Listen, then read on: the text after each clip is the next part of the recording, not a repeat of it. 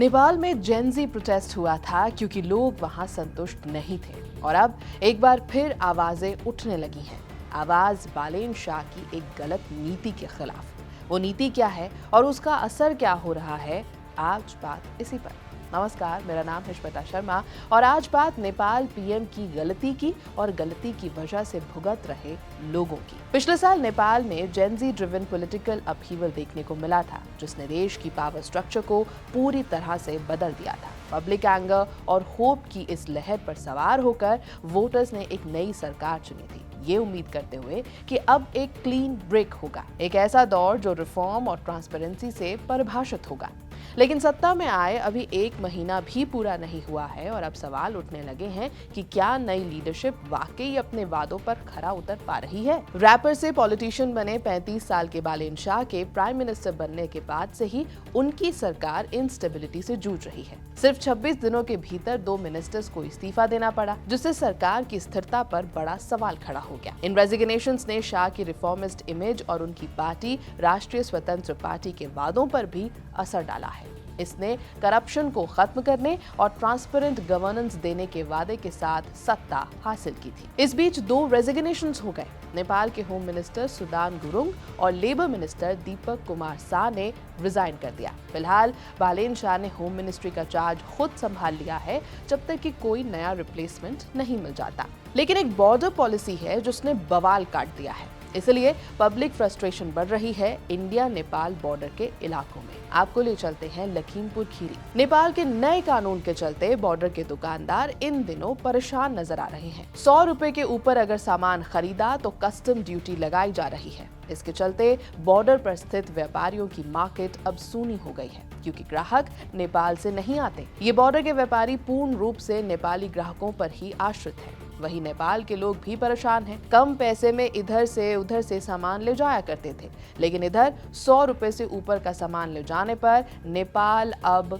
Custom duty tax लगाने लगा है। वहीं बॉर्डर किनारे नेपाल के सैनिक भी अनाउंस कर रहे हैं, जनता को बता रहे हैं कि घाट से सामान ना लेकर आए, नहीं तो सामान लाने पर जब्त कर लिया जाएगा। इसके साथ ही सख्त चेतावनी भी दे रहे हैं कि अपना सामान बॉर्डर से कस्टम्स कटा कर लेकर आए। बॉर्डर पर स्थित एक व्यापारी राम गुप्ता ने बताया कि 100 रुपए से ऊपर का सामान ले जाने पर कस्टम्स लिए जा रहे हैं। ये व्यापारियों के लिए गलत है। गरीब जनता को बहुत ज्यादा परेशानियों का सामना करना पड़ रहा है। सुनिए उन्होंने क्या कुछ कहा।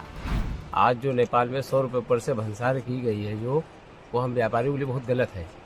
हम लोग डेली रोजमर्रा की चीजें बेचते हैं, नेपाल को सुविधाएं देते हैं उस चीज की, मतलब जैसे कपड़ा हो गया, किराना हो गया, फुटकर यहाँ दुकानदारी है।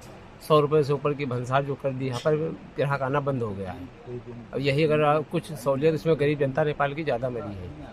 गरीब जनता को बहुत ज़्यादा परेशानी इसमें हुई है, छोटे वर्ग के लोगों को, और हम व्यापारियों को, फुटकर के दुकानदारों को बहुत ज़्यादा हुई है परेशानी। जो हमारी दुकानदारी 10,000 रुपये थी, आज 400-500 रुपये होना मुश्किल है। दुकान का खर्च निकलना मुश्किल है। बल्कि हमारे यहाँ हमारे बुजुर्ग लोगों ने ही नेपाल से ही व्यापार किया है। पहले हमारी ग्वारीफंटा दुकान थी, इसलिए काफ़ी समस्याओं का सामना करना पड़ रहा है हम लोगों को। नेपाल बॉर्डर पर मार्केट के व्यापारी अशोक गुप्ता ने कहा कि व्यापारी परेशान हैं। भारत इन मामलों में संज्ञान ले, जिससे बॉर्डर के व्यापारियों का कुछ हो सके। सुनिए उन्होंने क्या कहा।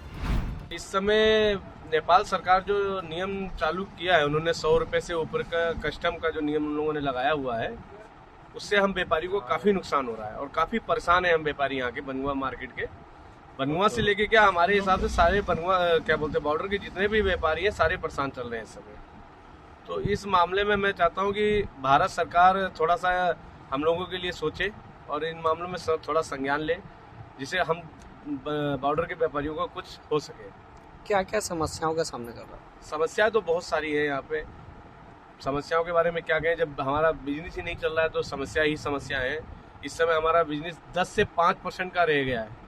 मान लो हम कभी 10,000 रुपये का बेचते तो आज वो हम 1,500 रुपये का बेच के ही रह रहे हैं। उसमें हमें स्टाफ का खर्चा निकालना है, दुकान का किराया निकालना है, आने जाने का किराया निकालना है, सब कुछ परिवार का खर्चा निकालना है, बच्चों के स्कूल की फीस निकालनी है। ये सब नहीं हो पा रहा है, बहुत ही मुश्किल हो रहा है हम लोगों को। तो नया रूल कहता क्या है? एक नए रूल के तहत अब अगर कोई व्यक्ति भारत से 100 नेपाली रुपीस से ज्यादा का सामान लाता है तो उसे कस्टम्स ड्यूटी देनी होगी। अथॉरिटीज इस रूल को सख्ती से लागू कर रही हैं, लोगों की चेकिंग हो रही है और जो ड्यूटी नहीं देते उनका सामान जब्त किया जा रहा है। बॉर्डर पर रहने वाले लोगों के लिए जो रोजमर्रा की जरूरतों के लिए सस्ते इंडियन सामान पर निर्भर हैं, ये फैसला एक बड़ा झटका साबित हुआ है। इस पॉलिसी के खिलाफ गुस्सा साफ दिखाई देने लगा है और एनफोर्समेंट के वीडियोस भी अब सोशल मीडिया पर वायरल होने लगे हैं। कंफ्यूजन तब और बढ़ गई जब कुछ ऑफिशियल्स ने कहा कि ये डायरेक्टिव फॉर्मली डॉक्यूमेंटेड नहीं है, जिससे इसके इम्प्लीमेंटेशन पर बड़ा सवाल उठ रहा है। अब इस कंफ्यूजन का रिजल्ट बालेन शाह की विदाई होगा, ये देखना होगा। यह है बीपी लाइव, मेरा नाम है श्वेता शर्मा।